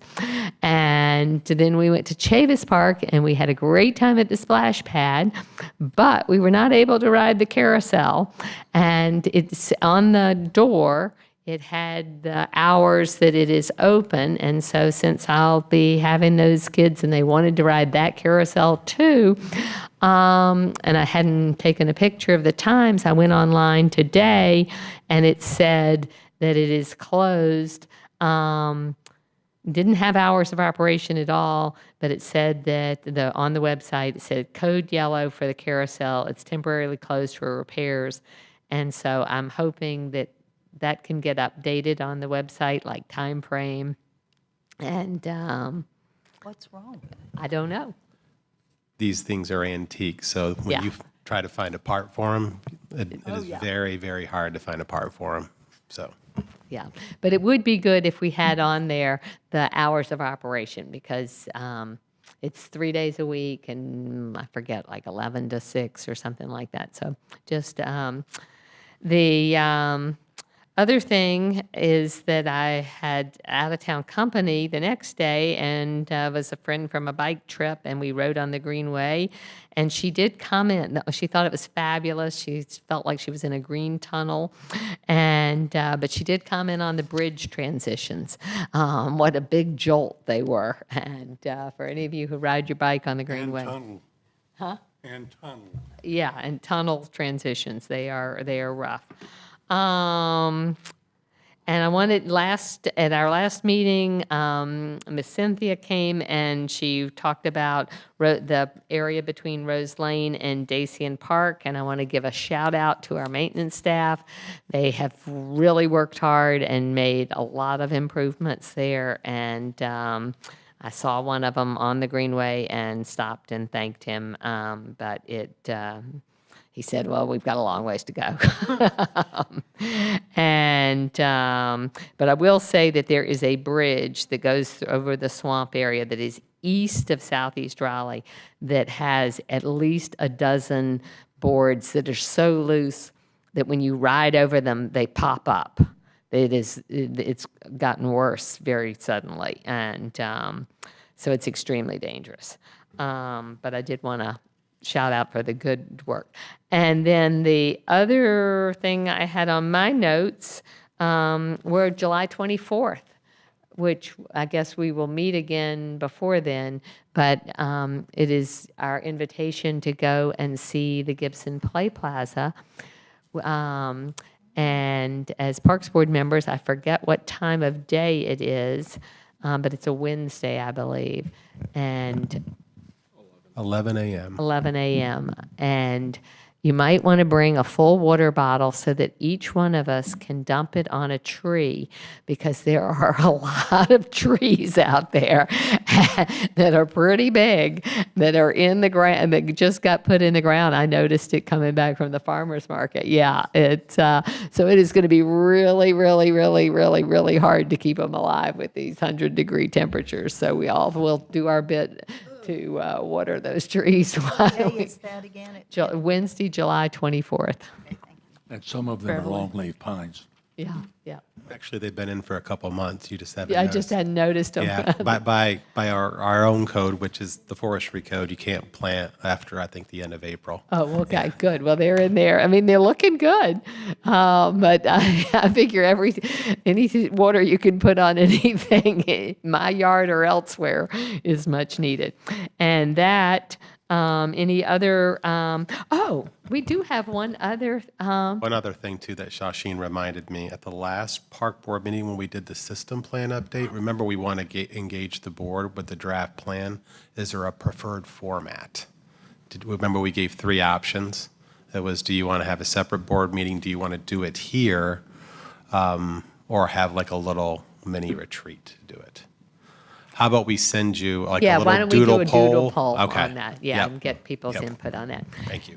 And then she's still here, but technically, Marcia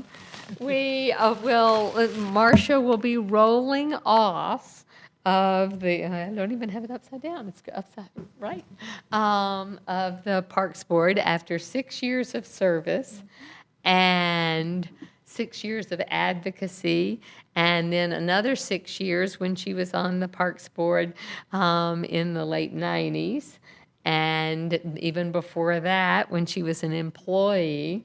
So does she get a retirement benefit? Can go have lunch with the retirees. Which I do And occasionally. so I want to thank you. I don't, a plaque is lovely, but I don't think it's adequate for the vigor and conscience and empathy that you have brought to this board for the natural world and as a biophilic city and making that happen and lots of good questions and lots of good hard work. So thank you very much for your service, and we might see you still here in July, and that would be a good thing. So. Thank you. I'll have a pair of these now. Thank you, Doug. I want to say I just do love parks. I love what the department does. I love the enrichment it brings to a city, and it's it's so important.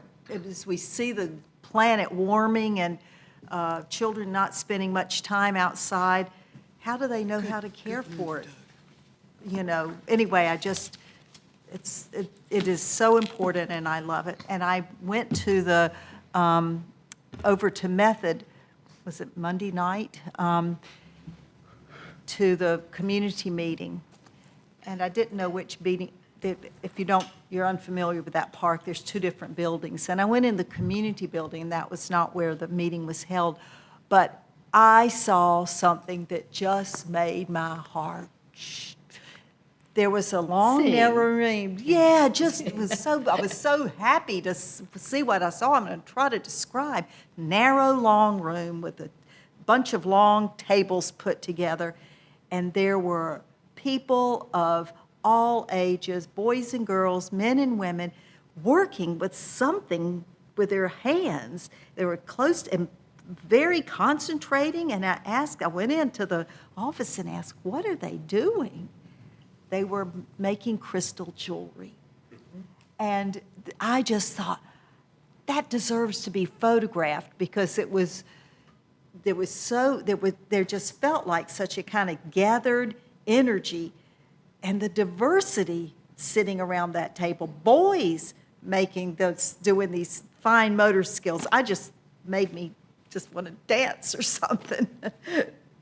So it's just wonderful, all the opportunities that you folks do. Yes, yes. And you have been a torch carrier for a long time, and we know you'll keep doing it. Yeah, I guess I will.